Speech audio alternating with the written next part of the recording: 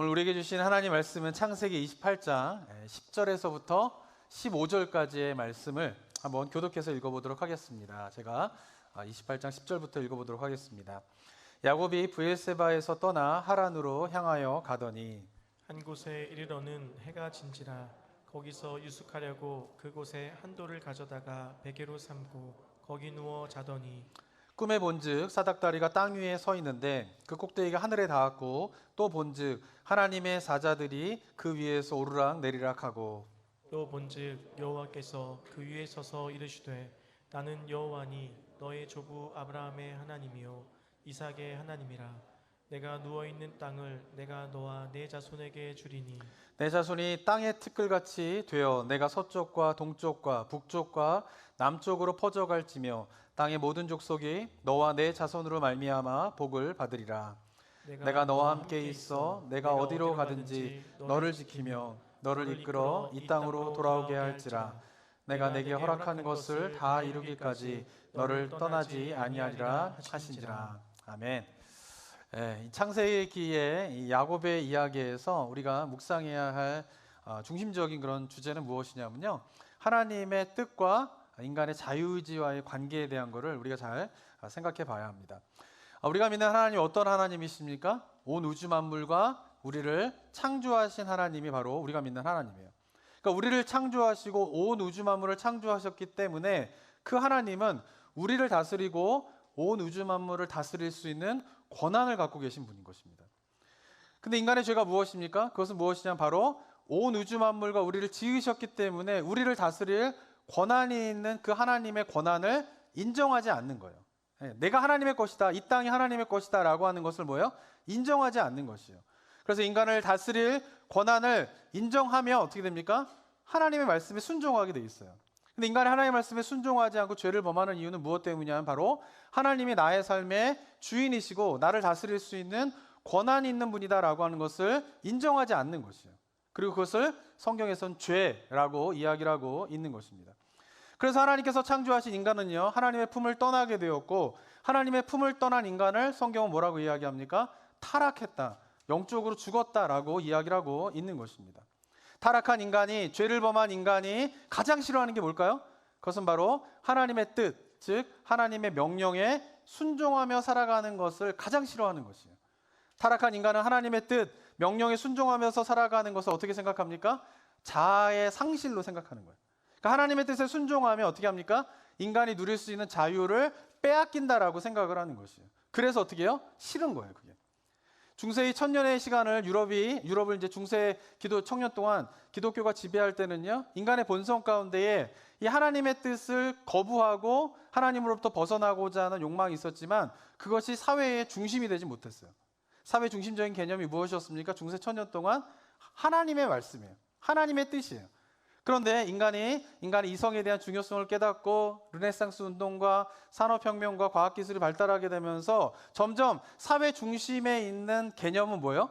하나님의 뜻, 신의 뜻이 아니라 뭐예요? 인간의 자유예요. 그러니까 인간의 자유가 가장 중요한 시대가 되어버린 것이죠. 그래서 인간의 자유를 해치는, 인간의 자유를 방해하는 그 모든 것들은 다 뭐예요? 진리가 아닌 것이에요. 심지어는 그것이 신의 뜻일지라도, 그것이 하나님의 뜻이다 할지라도 그것이 만약에 인간의 자유에 회방을 된다, 그럼 그것은 언제나 폐기될 수 있는 것이 바로 이 시대를 살고 있는 현대인들의 생각이라고 하는 것입니다. 세상은 자꾸 하나님께 순종하는 것을 인간의 자유가 빼앗기는 것이다 라고 하나님의 뜻과 인간의 자유를 서로 상충되는 것으로 인식하게 만듭니다. 저는 이것이 사단이 굉장히 사람들의 생각을 이제 오염시키는 굉장히 중요한 내용이라고 생각해요. 그러니까 사람들이 어떻게 생각하냐면은 하나님의 뜻에 순종한다면 뭐가 뺏기는 거예요?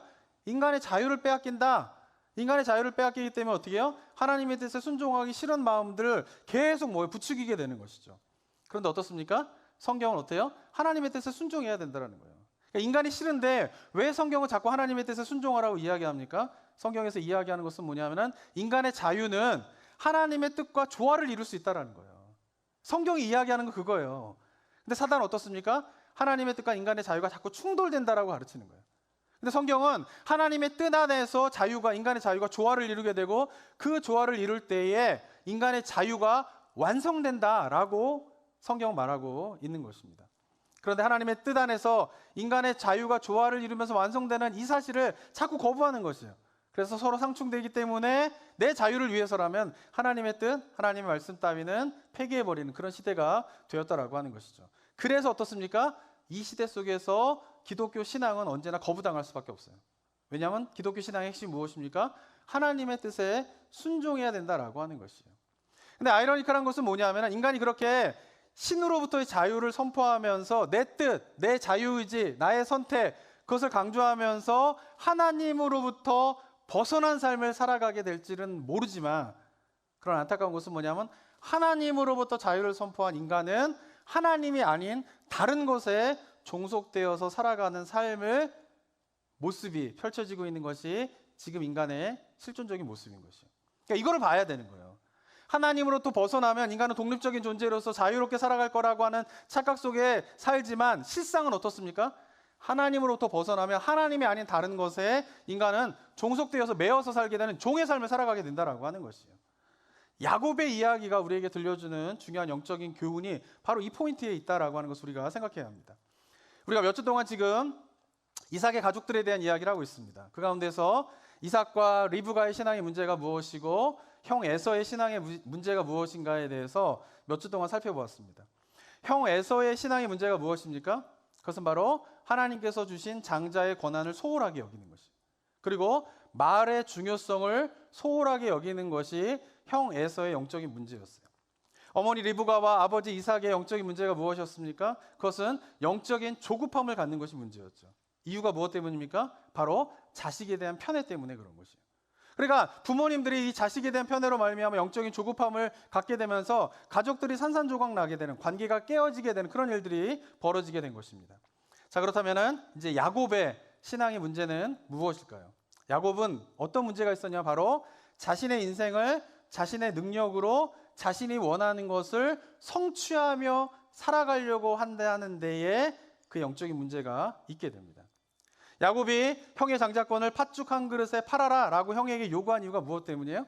어머니의 말씀을 듣고 형으로 가장하여서 아버지로부터 형이 받을 축복을 대신 거짓으로 받게 된 이유가 무엇 때문입니까? 형이 누려야 하는 권한, 형이 누려야 하는 복을 그가 쟁취하고 싶은 것이에요. 근데 아이러니컬한 것은 뭐냐 하면은 그 형의 누려야 할 권한과 복을 야곱이 쟁취할 때에 야곱이 인지하지 못하는 것이 있었어요. 그것은 뭐냐 하면 이미 하나님께서 에서와 야곱이 어머니의 뱃속에 있을 때에 하나님은 에서가 아닌 누구를 선택하신 거예요? 야곱을 선택하신 것이에요. 그러니까 이미 하나님은 야곱에게 장자의 권한을 주고 이미 하나님은 야곱에게 장자가 누려야 될 복을 주기로 작정하신 거예요. 예정하신 거예요. 그런데 야곱은 그 사실을 깨닫지 못한 채 어떻게 해요? 형이 받는 권한과 축복을 자신의 노력과 자신의 능력으로 그것을 쟁취하려고 하는 데서부터 영적인 문제가 생기게 되었다라고 하는 것입니다. 가만히 있으면 자연스럽게 자기가 받게 될 권한과 복인데 그것을 어떻게 합니까? 자유의지를 사용하여서 내 능력으로 내가 원하는 것을 쟁취하려고 하면서 문제가 생기게 되었다라고 하는 것입니다. 자, 그러면서 자기의 능력으로 하나님께서 예정하신 것을 자기의 힘으로 쟁취하면서 장자의 권한과 복을 취한 야곱의 삶의 결과는 무엇입니까? 그것은 바로 자기 고향과 부모의 집을 떠나서 어떻게 해요? 방랑의 떠돌이 생활로 이제 접어들게 되게 돼요. 그리고 이제 우리 앞에 살펴보겠지만은 한 20여 년 동안 야곱의 삶이 어떻습니까? 삼촌 라반의 집에서 종과 같은 삶을 살아가게 되는 것이에요. 아버지로부터 독립을 하지만 그런 어떻습니까? 삼촌 라반에서 집에서 자유인으로 살아가는 것이 아니라 어떻습니까? 종으로 살아가게 되는 그런 삶을 살아가게 된다라고 하는 것입니다. 저는 이런 야곱의 모습이요, 이 시대를 살아가는 많은 현대인들의 모습이 아닌가라는 생각을 해보게 됩니다. 하나님의 뜻을 따르는 것이 인간의 자유를 빼앗기는 것이다 라고 생각하면서 인간의 자유를 사용하여서 자기의 능력으로 자기가 원하는 것을 쟁취하며 살아가면서 하나님으로부터 독립한, 하나님으로부터 벗어난 삶을 살아가게 되지만 그 결과는 무엇이에요? 하나님이 아닌 다른 것에 자유인으로 살아가는 것이 아니라 하나님으로부터 벗어나면 독립적이고 자유인으로 살아갈 것 같지만 그게 아니라 하나님이 아닌 다른 것에 뭐요? 종속되는 삶을 살아가게 되는 그 삶의 모습이 바로 야곱의 삶의 모습이고 이 시대를 살아가는 많은 현대인들의 삶의 모습인 것입니다. 저는 지난주에 이제 야곱의 이런 삶에 대한 묵상을 하게 되면서요, 어느 한 목사님의 삶이 야곱의 인생과 굉장히 유사한 그런 목사님의 이야기를 좀 듣게 되었습니다. 그분이 누구냐면은 이민하 목사님이라고 하는 분이에요. 땅끝의 아이들이라고 하는 책을 쓴 분인데 이분은 2012년에 이제 소천하신 목사님이십니다. 근데 이분이 어떤 분이냐면은 아시는 분은 아시겠지만 이분이 바로 이어령 교수님, 이어령 박사님의 딸이에요, 딸. 전 문화부 장관이셨던 초대 문화부 장관이고 이화여대 석좌 교수인 이어령 박사님의 딸이 이민하 목사님이세요. 근데 이분은 어렸을 때부터 공부를 굉장히 잘했대요. 그래가지고 맨날 1등. 그러다 보니까 어떻게 해요? 1등만 공하고 그러면서 대학도 이화여자 대학을 가가지고 조기 졸업, 3년 만에 조기 졸업을 하고 그리고 바로 미국으로 유학을 합니다. 그 유학을 와가지고는 로스쿨에 들어가가지고 로스쿨도 우수한 성적으로 졸업을 하고 졸업하고 난 다음에 캘리포니아의 발 시험을 한 번에 통과하고 변호사가 되고 그 다음에 검사까지 되게 돼요. 그러니까 어떠했습니까? 이분의 삶의 모습이 성공의 소위 말하는 성공의 그런 탄탄대로를 달리시던 분이었어요. 겉으로 보기에는 굉장히 화려했고요, 성공적이었고요, 많은 사람들이 부러워하는 삶을 살았습니다. 근데 이 목사님이 근데 그때 시절을 회고하면서 하시는 말이 뭐냐면요, 그 시절은 사람들은 다 자기를 부러워하고 성공했다라고 이야기를 하지만 자기는 그 시절이 가장 고독하고 절망의 시간이었다라고 이야기를 하는 것을 제가 들었습니다. 어렸을 때부터 공부를 잘해가지고요, 아버지로부터 사랑과 인정을 받고요, 주변 사람들로부터는 역시 이어령 교수의 딸은 역시 다르구나 라고 하면서 사람들로부터 인정을 받았대요. 그런데 그녀가 그렇게 공부를 열심히 했던 이유가 무엇 때문이냐 하면은 공부가 좋아서 그렇게 열심히 한 게 아니라 공부를 해가지고 1등을 해야지만이 아버지로부터 칭찬과 인정을 받을 수 있었기 때문에 자기가 열심히 공부했다라고 하는 것이에요. 근데 아버지로부터 칭찬과 인정을 받기 위하여서 그렇게 열심히 하면서 이 이민하 목사님이 갖게 된 삶의 방식이 있었는데 그것이 뭐냐면은 다른 사람들과 경쟁을 해가지고 그 경쟁에서 이겨서 우위에 있어야 되는 거예요. 그러면서 어떻게 해요? 사람들로부터 인정받는 거. 그것에 대한 강박이 있었던 것이에요. 나는 항상 다른 사람들보다 우위에 있어야 된다. 경쟁에서 이겨야 된다. 그래서 사람들로부터 인정받아야 된다라고 하는 그 강박이 있게 되면서 자기가 열심히 공부했다는 거예요. 그래서 자기가 젊은 나이에 캘리포니아의 주정부의 검사가 될 수 있었다라고 하는 것이. 그런데 그렇게 인정을 받기 위해서 치열하게 공부하던 그 삶의 모습을 돌이키면서 그 목사님이 이런 이야기를 하더라고요. 뭐라고 이야기하냐면은 그때 시절은 고독뿐이었다라고 하는 것이죠. 근데 그 고독뿐이었던 이유가 무엇 때문이냐라고 이야기를 하게 되냐면은 그때 자기는 완전히 그 목사님의 표현이 그래요. 고아의 영, 독립의 영에 공격을 받았던 것 같다라는 거예요. 그게 무슨 말이냐면은 자기는 독립해야 된다라고 하는 의식이 굉장히 강했대요. 누구의 도움도 받지 않고 그리고 누구의 그런 것도 의지하지 않고 내가 내 삶을 이끌어가기 위해서는 내가 주체가 되어야 된다는 거예요. 그래서 그 위해서는 뭐야? 실력을 키워야 된다는 거죠. 실력을 키우고 능력을 키워가지고 내 삶을 이끌어가는 것이 나에겐 필요하다. 아무도 믿지 말고 심지어 부모님 도움도 받지 않고 내가 능력을 키워가지고 내가 내 삶을 이끌어가는 것이 중요하다라고 하는 그 생각으로 가득 차게 살았다라는 거예요. 근데 이것이 부모님에게 대한 독립만을 자기에게 가져다 준 것이 아니라 하나님으로부터의 독립도 자기는 그런 의미에서 살았다는 거예요. 그래서 자기가 하나님을 믿지 않는 이유가 무엇 때문이냐면 신으로부터 자기가 독립해야 된다는 거예요. 신의 도움을 받거나 신을 의지하거나 하는 것은 자기의 인생을 끌어갈 만한 능력이 없는 연약한 존재들이나 하는 것이지 자기 그런 삶이 싫었다는 거예요. 그래서 하나님을 믿지 않은 것이죠. 그러면서 하나님으로부터 독립해서 내가 내 삶을 내 능력으로 내가 원하는 것을 성취하며 살아가는 것이 성공적인 삶이다라고 그런 생각에 가득 차가지고 살았다라고 하는 것이죠. 그런데 그 삶의 결과가 무엇일까요? 독립이 아니었던 거예요. 자유가 아니었던 거예요. 어떻습니까? 깊은 절망과 고독 가운데에서 살아가게 되었다라고 합니다. 겉으로 보기에는 성공적인 삶을 산 것처럼 보이지만 그녀의 삶 속에서는 여러 가지 갈등과 문제의 연속이었다 그래요. 대학을 졸업하고 한국에서 대학을 졸업하고 남편을 만나가지고 결혼하고 난 다음에 바로 같이 유학을 왔대요. 그래서 유학생을 하는 동안에 서로 갈등이 너무나 심해가지고 첫째 아이를 낳았지만은 5년 만에 이혼을 하게 됩니다. 그리고는 이혼하고 난 다음에 어떻게 또 열심히 공부해가지고 변호사가 돼가지고 일하는 도중에 변호사 직업을 갖고 있는 어떤 남자와 또 재혼을 하게 돼요. 그러면서 둘째를 낳게 되는데 그 둘째를 낳을 때에 자기는 둘째를 임신했는데 둘째를 낳고 싶은 마음이 없었대요. 이유가 무엇 때문이냐면은 자기가 태어나가지고 열심히 인생을 살았는데 부모님이 시키는 대로 정말 세상이 원하는 대로 요구하는 대로 열심히 살아서 자기에게 맞이한 인생은 뭐냐면 절망과 고독뿐인 거예요. 겉으로 화려해 보이지만은 자기는 정말 절망과 고독밖에 없다라는 거예요. 근데 뱃속에 아이를 생각할 때에 이 아이가 태어나면 또 나처럼 부모의 말을 들어서 열심히 살 것이고 세상의 요구에 따라 열심히 살아가게 될 것인데 그렇게 세상의 요구와 부모의 요구에 따라 열심히 살아간 그 아이가 결국 도달하게 되는 인생의 지점이 나처럼 절망과 고독의 삶이라면 그 삶을 애한테 주고 싶지 않다라는 거예요. 그러니까 둘째를 임신한 가운데 있을 때에 이분이 이 아이를 낳을까 말까 고민을 하고 깊은 절망과 좌절 가운데 있을 때에 그때 하나님을 만나게 되면서 신앙을 갖게 되었다라고 하는 것을 보게 됩니다. 저는 이 목사님의 이제 고백을 들으면서 예수님을 믿기 전에 그 목사님이 가지고 있던 그 생각, 독립적인 존재로 살아야 된다. 이 시대 속에서 누구도 신뢰하지 않고 믿지 말고 내가 실력과 능력을 키워서 내가 원하는 것을 성취해 가면서 내가 내 삶을 이끌어가야 된다라고 하는 이 생각이 뭐예요? 이게 이 목사님만의 생각이 아닌 거예요. 이 시대의 많은 사람들의 생각이 바로 이 생각인 것이죠. 그것이 현대인들의 마음 가운데 깊이 자리 잡고 있는 믿음이에요. 믿음. 내가 내 삶을 이끌어가야 된다. 나의 삶의 주인은 나다. 내가 실력을 키워서 누구도 의지하지 않고 신도 의지하지 않고 내 삶을 이끌어가야 된다라고 하는 것이 현대사회 속에서 많은 사람들의 믿음이잖아요. 믿음. 근데 성경은 그것을 죄라고 이야기한다는 거예요. 죄가 무엇이에요? 하나님으로부터 독립하여서 내가 내 삶의 주인이고 내가 내 능력으로 살아가겠다라고 하는 것이 뭐예요? 그것이 성경에서 말하는 죄인 것이에요. 그리고 그것이 무엇입니까? 야곱의 모습이고 그리고 그것이 뭐예요? 이 시대를 살아가는 많은 사람들의 모습이라는 것이죠.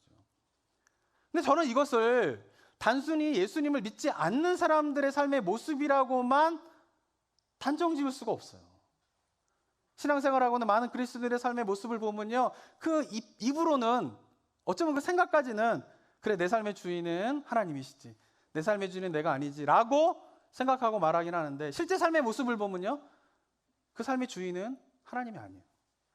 여전히 내가 능력과 실력을 키워서 내가 원하는 것을 내 능력으로 쟁취하며 살아가는 것이 성공이다 라고 하는 세상의 믿음과 동일한 생각을 가지고 신앙생활하고 있는 그리스도인들이 너무나 많다라고 하는 것이죠. 그런데 그 야곱이 그렇게 살아왔던 인생의 삶 속에서 이제 어떻게 됩니까? 갈등과 문제가 계속 일어나게 돼요. 머리를 써서 형의 장자권을 빼앗고요. 속임수를 써서 어머니와 함께 형의 바다의 축복을 빼앗습니다. 근데 성경에 보면 이것을 형의 장자권을 빼앗고 축복을 빼앗고 하는 것을 요즘 시대의 우리 성도님들이 느끼기에는 그게 뭐 대단한 거야 이렇게 생각할 수 있겠지만 그 야곱의 모습을요, 성경에 나타난 야곱의 모습을요 요즘 시대의 버전으로 딱 옮긴다라고 하면 어떻게 표현할 수 있냐면은 야곱은 능력이 있어가지고 자기가 원하는 것은 다 얻으며 살아가는 인생이었던 거예요. 성경에서 보면 그냥 형의 장자권을 취했다, 형의 축복을 취하였다 이렇지만은 그걸 현대 버전으로 만약에 다시 재표현을 한다라고 하면 야곱이라고 하는 사람은 어떤 사람이에요? 자기가 원하는 것은 다 얻으며 살아갈 수 있는 사람이에요. 자기가 맘만 먹으면 원하는 것을 쟁취할 수 있는 능력이 있는 사람이에요. 이 시대에 이런 사람을 뭐라고 합니까? 성공한 사람이라고 하는 거예요. 많은 사람들이 어떻게 해요? 그런 사람을 성공한 사람이라고 어떻게 해요? 치켜 세우는 것이에요. 그게 야곱의 모습인 것이에요. 그런데 그렇게 살았던 그 야곱이 결국은 어떤 삶을 살아가게 돼요? 부모로부터 떠나게 돼요. 아무도 곁에 없는 광야에서 절망과 고독에 이르게 되는 그런 삶을 살아가게 되는 것이에요. 그것이 뭐예요? 독립을 선포하고 하나님으로부터 자유를 선포한 인간의 결국은 실존적인 모습이 바로 그것이라고 하는 것이죠. 그것을 깨닫느냐, 그것을 바라볼 수 있느냐, 없느냐가 바로 우리 삶 가운데 굉장히 중요한 요소가 된다라고 하는 것입니다. 절망과 고독의 시간 속에서 야곱이 광야에서 있을 때에 그때에 하나님이 찾아오시게 됩니다. 그리고 야곱에게 보여주시는 것이 있어요. 그것이 뭐냐면 12절에 있습니다. 12절 한번 읽어볼까요? 28장 12절 한번 읽어보도록 하겠습니다. 시작. 꿈에 본즉 사닥다리가 땅 위에 서 있는데 그 꼭대기가 하늘에 닿았고 또 본즉 하나님의 사자들이 그 위에서 오르락내리락하고. 야곱의 이야기에서 여태까지 하나님이 등장하신 적이 없어요. 야곱의 스토리에서 하나님이 처음 등장하시는 장면이 바로 28장 12절입니다. 근데 야곱이 자신의 능력을 의지하여 자기가 원하는 것을 다 성취하며 살던 그가 이제는 자기가 의지하던 곳을 떠나서 광야에서 절망과 고독의 시간을 보내고 있을 때에 하나님이 찾아오셔가지고 하나님이 야곱에게 보여주신 것이 무엇입니까? 그것은 땅에서부터 생겨나서 하늘로 올라가는 뭐요? 사닥다리인 거예요. 사닥다리. 그러니까 우리나라 말 번역으로는 사닥다리 이렇게 했지만 이게 원래 의미로 보면 이게 층계가 더 적절한 번역이라고 볼 수 있습니다. 그러니까 하나님께서 야곱에게 보여주신 것이 뭐냐면 땅에서부터 하늘에 이은 뭐예요?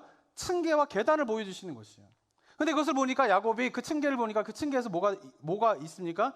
하나님의 사자가 하늘로부터 땅까지 오르락 내리락 하는 그 모습을 보여주신 것이에요. 그러면 야곱에게 하나님께서 이러한 약속을 해주시게 됩니다.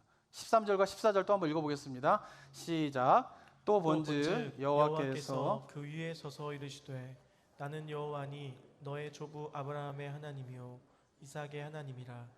내가 누워있는 땅을 내가 너와 내 자손에게 주리니 내 자손이 땅의 티끌같이 되어 내가 서쪽과 동쪽과 북쪽과 남쪽으로 퍼져나갈지며 땅의 모든 족속이 너와 내 자손으로 말미암아 복을 받으리라. 네, 하나님께서 야곱에게 주신 저 약속의 말씀이 누구에게 주신 약속의 말씀과 동일합니까?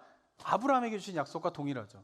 아브라함에게 하나님께서 약속하실 두 가지 중요한 약속을 하시죠. 첫 번째는 뭡니까? 땅에 대한 약속이고 두 번째는 뭐예요? 자손에 대한 약속이에요.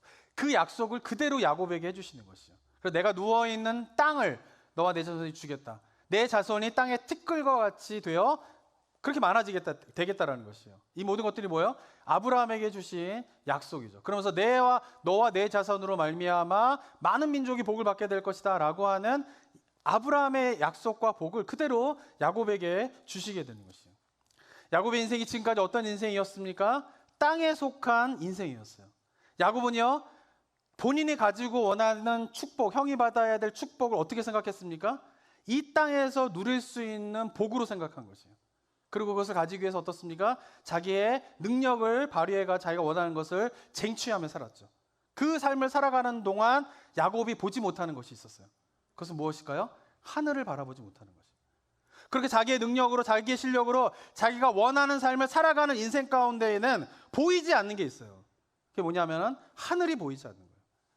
자기의 능력은 보일지 모르지만은 하늘에 계신 아버지 하나님은 보이지 않는 것이에요. 그랬던 야곱에게 하나님께서 절망과 고독의 시간을 보내고 있을 때 보여주신 게 뭐예요? 땅에서부터 하늘로 솟아오른 층계와 계단인 것이죠. 그것이 무엇을 의미할까요? 그동안 땅만을 바라보고 있는 야곱에게 이제는 무엇을 바라보라는 거예요? 하늘을 바라보라는 거예요. 하늘을 바라보라는 거예요. 그리고 그 하늘에서 어떠한 일이 벌어지는지를 보라는 거예요.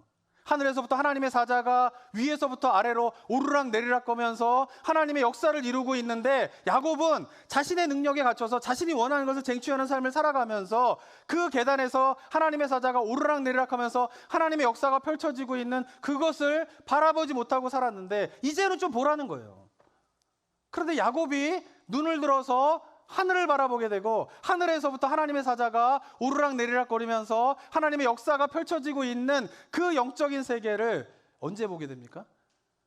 자기의 능력으로 자기가 원하는 것을 다 쟁취하며 살 때는 보이지 못했던 그가 이제 절망과 고독의 시간을 보내게 될 때에 그제서야 비로소 뭐예요? 그것이 보이는 거예요. 어쩌면 야곱의 삶 가운데 하나님께서 저는 이것이 처음 보여주는 환상이 아닐 거라는 생각이 좀 들어요. 어쩌면 하나님께서 계속 보여주는 환상이었을 수도 있을 것 같아요. 근데 그때 야곱은 보지 못했어요. 그런데 자기가 고난과 절망의 깊은 수렁 가운데 있게 되자 비로소 그게 보이는 거예요. 땅에서부터 하늘로 계단이요. 그 계단을 하나님의 사자가 오르락내리락 거리는 그것을 비로소 보게 되면서 야곱의 인생은 조금씩 변하게 되는 일들이 일어나게 된 것입니다. 아까 말씀드린 이민아 목사님의 이야기를 좀 들려드리고 싶은데요. 이 목사님이 예수님을 믿게 된 때가 언제냐면 아까도 말씀드렸지만 둘째를 배에 임신했을 때였대요. 근데 이 아기가 뱃속에 6개월 정도 되었을 때 자기 인생의 가장 밑바닥을 살았대요. 근데 그때도 자기는 변함없이 변호사 일을 했고 남편은 역시 변호사 일로 바쁘게 지냈고 경제적으로 부족한 것이 없고 첫째 아이도 잘 자라고 그런 상황이었대요. 근데 자기의 마음 가운데에는 늘 고독과 외로움이 항상 자리 잡고 있었대요. 그래서 어느 날 딱 집에 오게 되는데 그날은 첫째 아이도 집에 없고 어디 가서 없고 남편도 일하느라고 늦게 온다라고 해가지고 자기 혼자 이제 집에 들어가야 되는 상황이었대요. 근데 그 상황 속에서 진짜 집에 들어가야 너무 가기 싫대요. 불 꺼진 집에 혼자 들어가는 게. 그래가지고 차로 몇 바퀴를 이렇게 집 주위를 돌다가 도저히 갈 데가 없대요. 어디 가볼까? 막 생각하는데 갈 데가 없대요. 그래가지고 하는 수 없이 이제 불 꺼진 집에 딱 들어오는데 불을 켜기도 싫어가지고 불 켜지도 않고 그냥 현관문에 들어오자마자 털썩 주저앉아가지고 막 엉엉 울기 시작했대요. 근데 그럴 때 막 엉엉 울고 있는데 갑자기 전화 한 통이 딱 걸려왔대요. 근데 전화가 누구냐면은 자기한테 교회 가자고 한 2년, 3년 동안 계속 조르는 한 여집사님 전화가 딱 왔대요. 그러니까 이분이 이제 유학을 와가지고는 그 이민아 목사님 이모들이 다 권사님이고 뭐 사모님이고 막 이랬대요. 그래가지고 유학을 왔으니까 이 이모님들을 등살에 못 이겨가지고 교회를 이제 몇 번 간 거예요. 근데 교회를 몇 번 갔을 때에 이 이민아 목사님을 알게 된 한 여자 집사님이 그 이후로 계속 전화한대요. 자매님 교회 오세요. 뭐 어느 날 자매님 큐티 모임 오세요. 자매님 저희 교회 바자회가 있는데 바자회 오세요. 자매님 저희 뭐 성경 공부 모임인데 성경 공부 오세요. 계속 전화하는 거예요. 그러니까 처음에는 이제 저는 교회 안 갑니다. 전화하지 마세요. 전 안 갑니다. 이렇게 정중하게 막 이제 거절하고 그랬는데 너무 계속 연락 오고 막 이러니까 이 이민아 목사님이 그분한테 막 그래서 자매님 그러자마자 내가 왜 당신 자매냐고. 왜 나한테 자꾸 자매님 그러냐고. 나한테 전화하지 말라고 막 핀잔도 주고 막 그랬대요. 그래도 아랑곳하지 않고 띄엄띄엄 전화가 오는 거예요. 자매님 그래서 전화가 오더래요. 근데 털썩 주저앉아가지고 엉엉 울고 있는 그 시간대 울린 전화가 뭐냐 그분인 거예요. 그분이 또 딱 받으니까 자매님 그래서 전화를. 그래서 그날 얘기하는 게 뭐냐면 저희 교회에 한 장로님 너무 좋으신 분이 있는데 그분 집에서 저희 모임을 하려고 하거든요. 혹시 오실 수 있으세요? 그러고 전화가 온 거예요. 다른 데 같았으면은 안 가요. 막 이러고 저한테 전화하지 마세요. 막 이렇게 얘기했을 텐데 그날은 정말 누구라도 불러주면은 누구라도 만나고 싶은 마음이 있었기 때문에 그 전화를 받자마자 물어봤대요. 장로님 댁 주소가 어떻게 되냐고.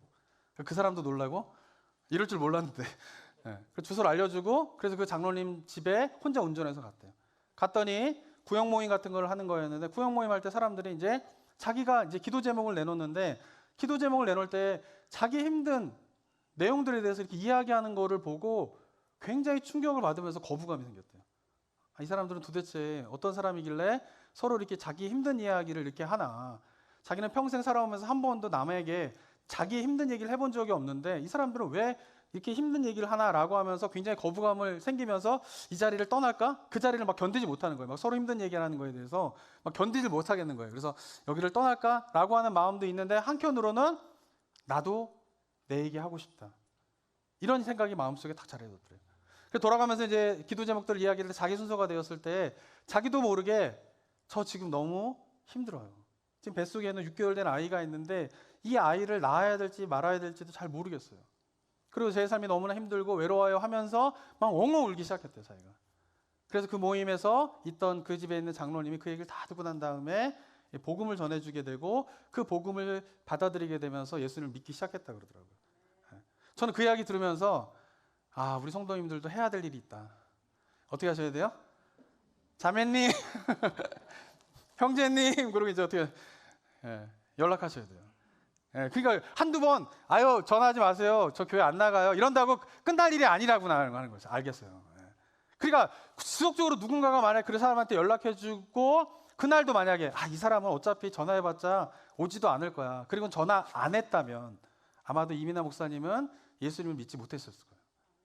근데 희한하게 그 자매 그분이 딱 그날도 어떻게 해요? 그 모임할 때 이분을 불러야겠다라고 하는 마음으로 정말 얼마나 큰 용기였겠어요. 그 맨날 핀잔 들으면서 하는 분한테 전화 건다는 게 얼마나 큰 용기겠습니까?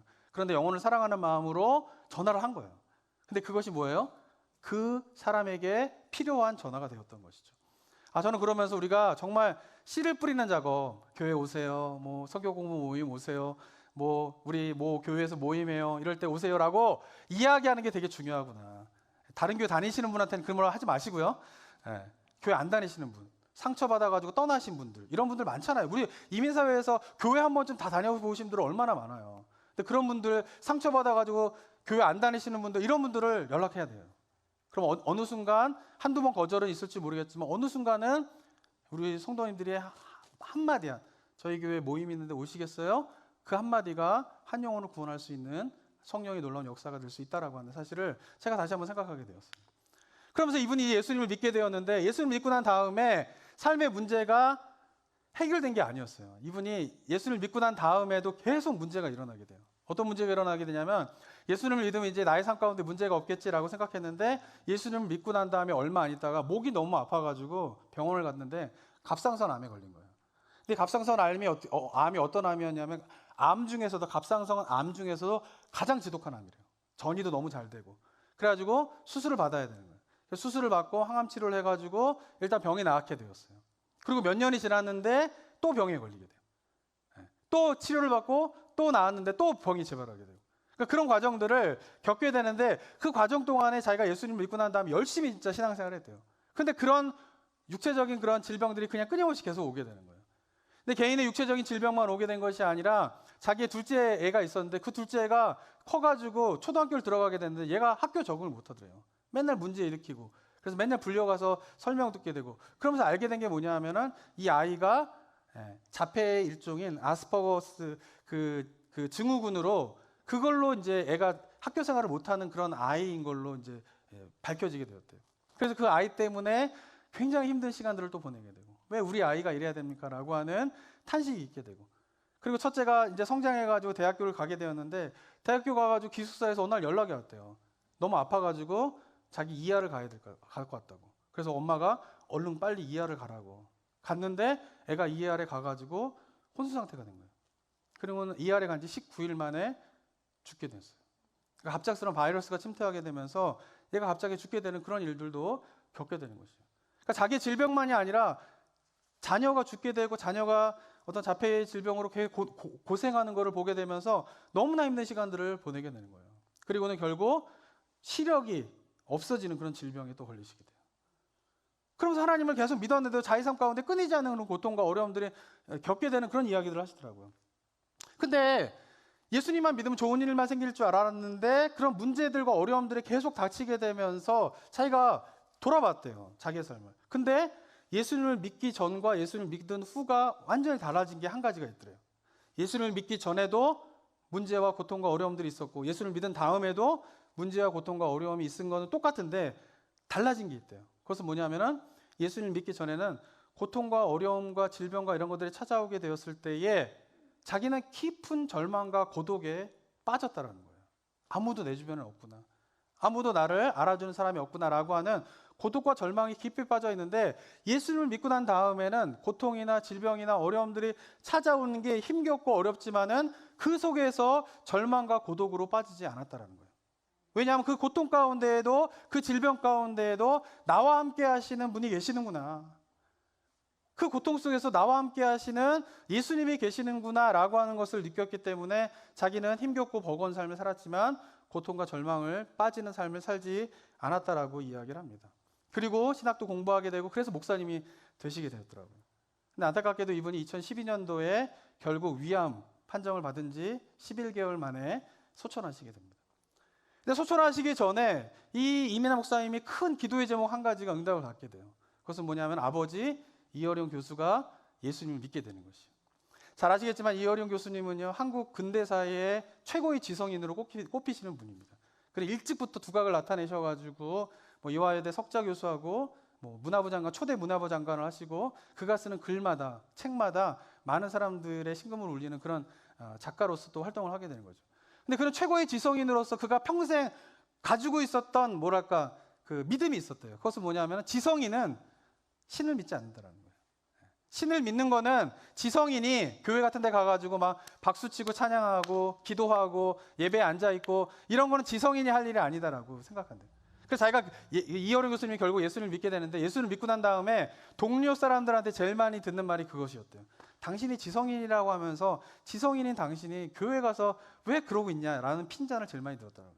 그러니까 평생을 어떻게 하냐면 자기가 갖고 있는 그 지성은 하나님을 믿는 그런 사람들이 이거는 정말 지성이 없거나 의지가 없는 사람들이 살아가는 삶의 방식이지 이게 그런 사람들이 있는 사람이 신을 의지하면서 살아가는 것은 올바르지 않다라고 하는 것을 평생 동안 생각하며 살았던 그 사람이, 그 교수님이 딸의 고통 속에서 예수님을 발견하게 돼요. 젊은 시절부터 유명세를 떨친 이어린 교수님은요, 굉장히 바빴어요. 그래서 딸을 너무나 사랑했지만 그 딸과 함께하는 시간을 많이 갖지 못했대요. 그런데도 아버지가 잘 함께 시간을 갖지 못하더라도 그 딸이 공부도 잘하고 자기가 알아서 잘 성장해가지고 뭐 조기 졸업하고 유학 가서 미국에서 그 힘든 검사까지 하게 되고 막 이러니까 딸이 잘 사는 줄 알았대요. 근데 딸이 예수님을 믿고 난 다음에 시력을 잃어버리게 되는 그때에 아버지와 만나게 돼요. 그리고는 그 아버지에게 자신이 살아왔던 인생에 대한 이야기를 하는 거예요. 그래서 무슨 이야기를 하면은 자기가 공부를 그렇게 열심히 했던 이유는 공부가 좋아서 열심히 한 게 아니에요, 아빠. 저는 아빠가 제가 1등 할 때에 저를 인정해 주시고 칭찬해 주셨기 때문에 아빠의 인정과 칭찬을 받기 위해서 제가 그렇게 열심히 공부했던 거예요. 라고 말하는 것을 듣고 충격을 받게 되는 거죠. 그리고 여러 가지 힘들고 어려운 일을 겪었지만은 그 딸이 그런 힘들고 어려운 일을 잘 이겨나가면서 잘 사는 줄 알았대요. 근데 그 딸이 이야기하는 게 뭐냐면은 아빠, 제 인생에서 예수님을 믿기 전이죠. 그때 인생은 제 삶 속에서 가장 큰 절망과 고독 가운데 살아갔던 삶이에요. 라고 하는 딸의 말을 들으면서 충격을 받은 거예요. 근데 충격을 받은 이유가 뭐냐면은 딸이 이혼하고 뭐 암에 걸리고 자녀를 잃고 하는 그런 시간들이 딸이 잘 버틴다라고 생각했는데 그러지 못했다라고 하는 딸의 고백을 들으면서 가장 마음이 아팠던 건 뭐냐면은 그런 딸과 딸이 가장 힘든 그 시간에 함께 있어주지 못한 것에 대한 후회를 하게 돼요. 바쁘다는 핑계로 곁에 있어주지 못한 자신의 모습을 굉장히 후회하게 돼요. 그러면서 딸을 위한 책을, 딸이 이제 곧 죽게 되게 되었을 때 딸을 위한 책을 하게 되면서 이런 시 하나를 쓰시게 됩니다. 미안하다라고 하는 시거든요. 딸에게 굿나잇 키스라고 하는 책인데 이 책에 보면요, 이런 시를 이어룡 교수가 씁니다. 아무것도 해줄 수 없다. 내가 혼자 긴 겨울밤을 그리도 아파하는데 나는 코를 골며 잤나 보다. 내 살, 내 뼈를 나눠준 몸이라 하지만 어떻게 하나 허파에 물이 차 답답하다는데 한 호흡의 입김도 널 위해 나눠줄 수 없으니 금을 긋듯이 야위어가는 너의 얼굴, 내려가는 체중계의 바늘을 보며 널 위해 한 봉지 양만도 못한 글을 쓴다. 힘줄이 없는 시, 정맥만 보이는 시를 오늘도 쓴다. 차라리 언어가 너의 고통을 멈추는 수면제였으면 좋겠다. 미나야, 미안하다. 정말 미안하다. 내가 살아서 혼자 밥을 먹고 있는 것이 미안하다. 미나야, 너무 미안하다. 이런 시를 쓰게 돼요. 그러니까 그 딸이 힘들 때에 아버지로서 자신이 함께 있어주지 못한 미안한 마음을 이렇게 딸에게 표현하게 되는 거예요. 근데 그와 동시에 그 미안한 마음과 동시에 딸의 곁에서 함께 있어준 하늘 아버지를 이어룡 교수가 발견하게 됩니다. 육신의 아버지인 자신은 딸이 힘들 때에 함께 있어주지 못했는데 자신을 대신하여서 그 힘들고 어려운 시간들을 함께 해주신 분이 있었다라고 하는 것을 딸의 고백을 통해서 이어룡 교수가 느끼게 되는 것이죠. 그것이 바로 하늘 아버지였다라고 하는 것을 깨닫게 됩니다. 그러면서 딸의 평생의 소원인 예수님을 믿고 세례를 받게 되는 일들이 이어룡 교수님 가운데 일어나게 됩니다. 그러면서 그 과정에 대한 인터뷰를 한 내용이 있는데 한번 영상 잠깐 한번 보도록 하겠습니다.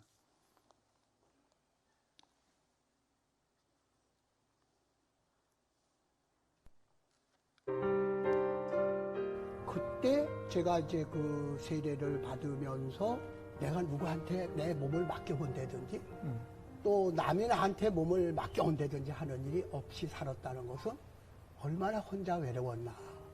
그동안 얼마나 정말 허무한 삶 속을 살아왔나. 그 생각을 하니까 영성의 기쁨에서 오는 그 할렐루야에서 오는 눈물이 아니라 내 세례받기 이전의 내 삶들과 그동안 혼자서 바들바들거리면서 여기까지 온 내가 너무 불쌍했던 거예요. 그래서 눈물이 핑 돌고 또 딸애를 생각했죠. 딸이 나하고 부녀지간이지만 하영조 목사가 준 기쁨, 하나님의 예수님이 준 기쁨, 하늘의 메시지가 준 구제를 아버지의 사랑으로 그 가장 사랑하는 내 딸을 뭘 도와줬겠는가. 이런 생각을 하니까 그래, 내 딸이고 내가 제일 사랑한다고 하는데 나는 걔를 사랑한 것도 아니고 걔는 나한테서 사랑을 받은 적도 없는 아이야. 이런 생각. 저 얘기 들으셨어요? 보셨어요? 아니요, 처음 봅니다. 저는 지금 저희 아버님이 저런 말씀을 하셨다는 게 믿어지지가 않습니다. 제가 너무 놀랐습니다. 그래서 제가 이렇게 아버지를 몰랐었구나. 나도 아버지를 몰랐었구나. 그러면서 네, 이 두 분의 삶이 어떻습니까? 세상에서 말하는 독립적으로 내가 내 삶을 이끌어갈 수 있는 능력과 실력을 갖춰서 독립적으로 살아. 아까 이런 교수 그러잖아요. 내가 내 몸을 누구한테 맡긴다든가 누군가 내 몸을 맡긴다든가 난 이런 인생을 살지 않았다는 거예요. 근데 세례를 받는 그 순간에 어떻게 해요? 사람들이 와서 자기에게 손을 얹고 기도해 주는 게 처음으로 누군가가 자기의 몸을 자기에게 맡기는 순간이었다는 것이죠. 얼마나 독립적으로 살았던 사람이에요. 자기 실력과 자기의 능력으로 최고의 지성인으로서 살았던 그 이어령 교수가 그 딸의 고통 속에서 함께 하시는 하나님 아버지, 하늘 아버지를 바라보게 되면서 그 인생이 완전히 달라지게 되는 것이에요. 그는 평생 세상이 부러워하는 지혜와 지성을 가졌지만 그때는 경험하지 못했던, 그러니까 지성만 가지고는 경험하지 못했던 참 자유와 기쁨을 영성을 가지게 되면서 그가 가지게 된 고백들을 이제 책으로 막 쓰기 시작해요. 그래서 그가 쓴 책이 아시는 분은 아시겠지만 지성에서 영성으로라고 하는 책을 쓰게 되죠.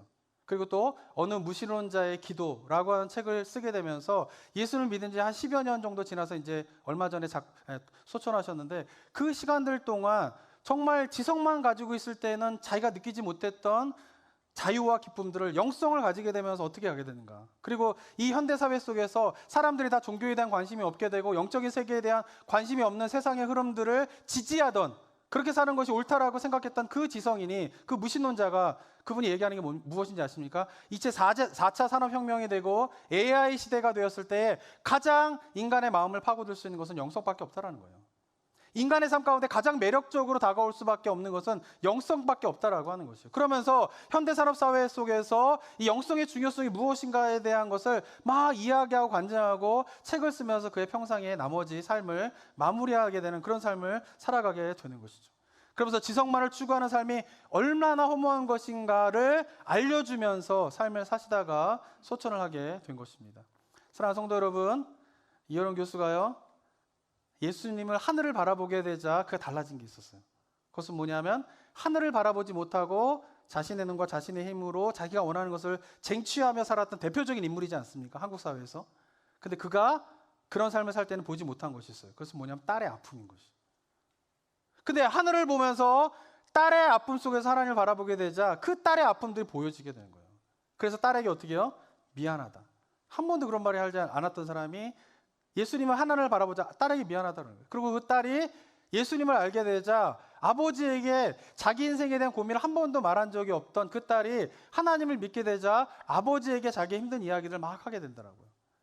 하늘을 바라보게 되자 어떤 일이 벌어지게 됩니까? 자기 인생을 자기의 손 가운데서 자기가 원하는 것을 쟁취하며 살던 삶 가운데에는 가족 관계에 있지 않았던 그 자유함, 가족이 가족에게 자기의 마음을 이야기하지 못하는 게 얼마나 자유롭지 못한 삶입니다. 많은 가정이 그런 거예요. 부부가 자기 얘기를 못해요. 속 얘기를 안 해요. 자녀들이 부모에게 자기 고민을 이야기하지 못해요. 부모가 자녀에게 미안하다라고 말을 하지 못해요. 그 가족관계가 뭡니까? 자유롭지 못하는 거죠. 무엇인가 얽매여져 있는 거예요. 무엇인가 속박되어져 있는 삶인 것이죠. 그런데 예수 그리스도를 바라보게 되고 하늘을 바라보게 되자 그렇게 가족 가운데 속박되어지고 묶여져 있던 것들이 풀리게 되는 것이죠. 미안하다라고 아버지가 이야기할 수 있게 되고요. 딸이 자기 힘든 것을 아버지에게 이야기할 수 있게 되고요. 그것이 서로 거부되어지거나 서로에게 상처로 다가오게 되는 것이 아니라 용납되어지고 품어지게 되면서 가족관계에 묶여져 있던 그런 죄의 사슬들이 하나둘씩 풀어지게도 해방되어지게 되면서 참 자유와 참 기쁨을 맛보게 되는 삶이 그의 삶 가운데 임하게 되는 것이죠. 사랑하는 성도 여러분, 우리가 어떻게 살아가야 됩니까? 하늘을 바라보고 사셔야 돼요. 우리 인생은 우리의 것이 아니에요. 우리의 삶은 우리를 지으신 하나님의 것이다라고 하는 것을 인정해야 참 자유가 있어요. 하나님이 주인이심을 인정해야 참 기쁨이 있는 것입니다. 자신의 힘과 능력으로 자신의 삶을 이끌어간 야곱이, 이민아 목사가, 이어령 교수가 언제 참 자유를 맛보게 되었습니까? 내가 내 인생의 주인으로 살다가 비로소 하늘을 바라볼 때, 저는 바라기는 저 여러분들이 날마다 좀 하늘을 바라보시기 바랍니다. 그러면서 어쩌면요, 저는요, 야곱에게 보여준 환상, 땅에서부터 하늘로 계단이 사닥다리가 쭉 펼쳐지게 되면서 그 사닥다리를 하나님의 사자가 오르락 내리락 거리는 이 환상은 어쩌면 우리에게 매일 보여주시는 환상일 수 있어요. 근데 우리는 어떻게 해요? 우리 삶에 갇혀서, 이 땅의 시선이 갇혀서 우리가 원하는 것을 성취하면서 하나님이 보여주시는 그 환상을 보지 못하는 것이에요. 그러면서 하늘을 바라보고 하나님께서 하늘로부터 땅 가운데 하나님의 사자가 오르락내리락 거면서 펼치시고 있는 그 역사를 바라보지 못한 채 우리 인생을 살아가고 있는 것은 아닌지 돌아보는 우리 성도님 되시길 바랍니다. 그런 가운데서 우리가 좀 눈을 들어 매일매일 삶 속에서 땅에서부터 하늘로 펼쳐진 그 사닥다리를 바라보면서 하늘의 시선을 고정하며 살아갈 때 누리게 되는 참 자유와 참 기쁨을 맛보시게 되는 은혜가 우리 성도들 가운데 있게 되기를 주님의 이름으로 축원합니다.